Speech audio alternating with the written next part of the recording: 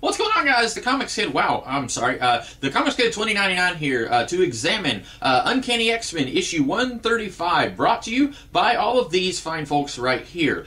This issue transitions us out of the Hellfire Club portion of the Dark Phoenix saga and into the space, more cosmic portion of this story. And Jean Grey destroys the Blackbird that the X-Men were flying on to escape from the Hellfire Club, and all the X-Men are falling to the ground. Storm is able to rescue Wolverine, and then with him is able to rescue Cyclops. Colossus falls to the ground, okay, because he's in his armored form. Nightcrawler is able to teleport to the ground, and I guess that's everyone in the plane. And Jean is attacking them, but she's not killing them. And she says she needs to do this to cut ties to the person she once was. She is now fully awakened as a infinitely powerful cosmic being, and she needs to cut her ties to her former humanity. And so she's attacking the X-Men, but it's very telling that she is not actually trying to kill them. Now, she could have.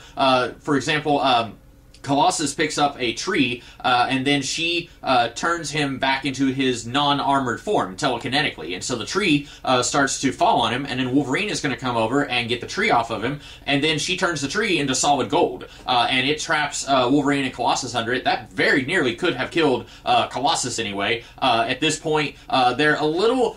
I guess they're still not really sure just how powerful Wolverine's healing factor is. Storm does save Wolverine from falling to the ground, so maybe at this point they were thinking if Wolverine falls from an airplane, his healing factor might not necessarily get him back to fighting strength, but this very nearly could have killed Colossus, but it doesn't. And obviously the reason for that is the X-Men are the heroes, and the villains are not just going to flat out defeat them.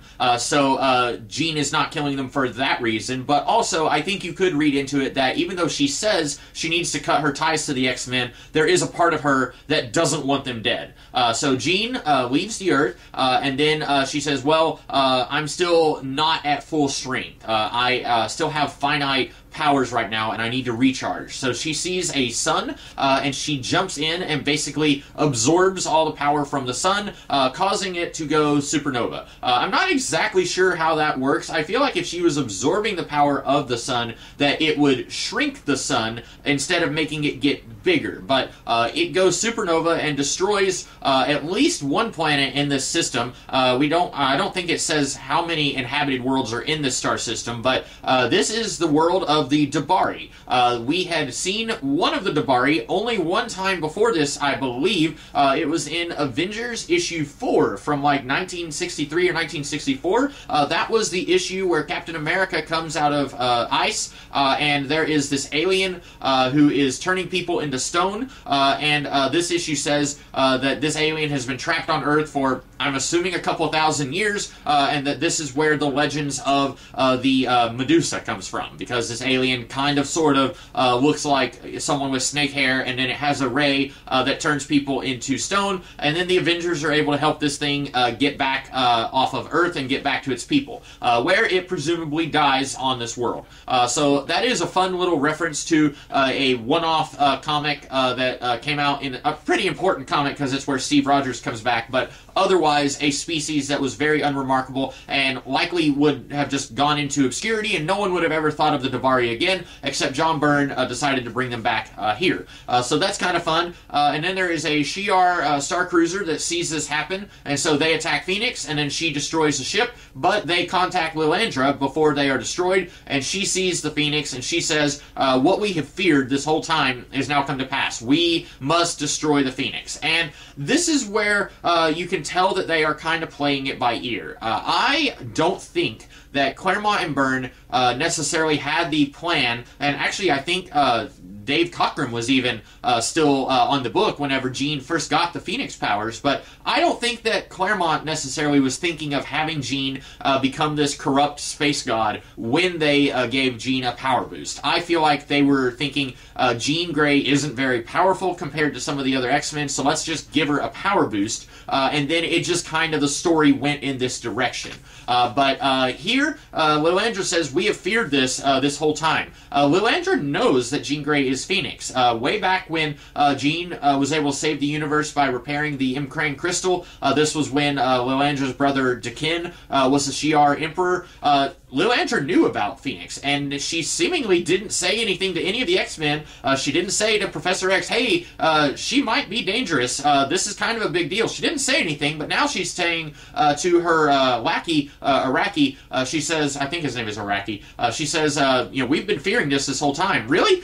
You couldn't have said anything to anybody? And also, many years later, we get the idea that this is not the real Jean Grey. That when the X-Men crashed into Jamaica Bay, that Jean Grey was severely wounded from radiation poisoning, and the Phoenix Force contacted Jean and said, I'm going to put you in suspended animation and keep you underwater so that you can heal. And then the Phoenix Force created a clone of Jean's body, and then, I guess, tricked itself into thinking that it was the real Jean Grey. And then we get, even many more years later still, the idea that there have been many Phoenix hosts over years, and that Jean is not the first one.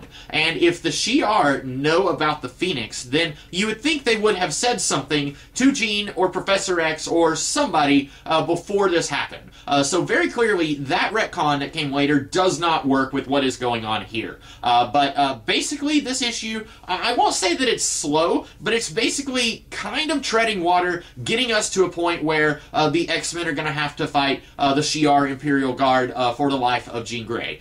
So this issue is kind of just transitioning us into Jean Grey is now a full-fledged villain. She attacked the X-Men, didn't kill them, but she definitely has severed her ties with her humanity, and she has no problem destroying a spaceship and destroying an entire star system to feed her power. And I do feel like maybe Jean is a little too cartoonishly evil here. I think it would have been cool if we could have seen a little bit more complexity with her. If we could have seen her say, I'm hungry and I need this energy from the star, but then she also has a flashback to her and Scott in Arizona, and then she's like, no, that part of me is gone. I wish we could have seen a little bit more of the old Jean Grey resurfacing a little bit and then being pushed down, where she can kind of go back and forth between being the power-hungry Dark Phoenix and being the old Jean Grey that we remember. But in this issue, Phoenix is just pure evil. There is no complexity. And that might be about all that I have to say here. Beast does arrive in Central Park, and then he rendezvous with the X-Men.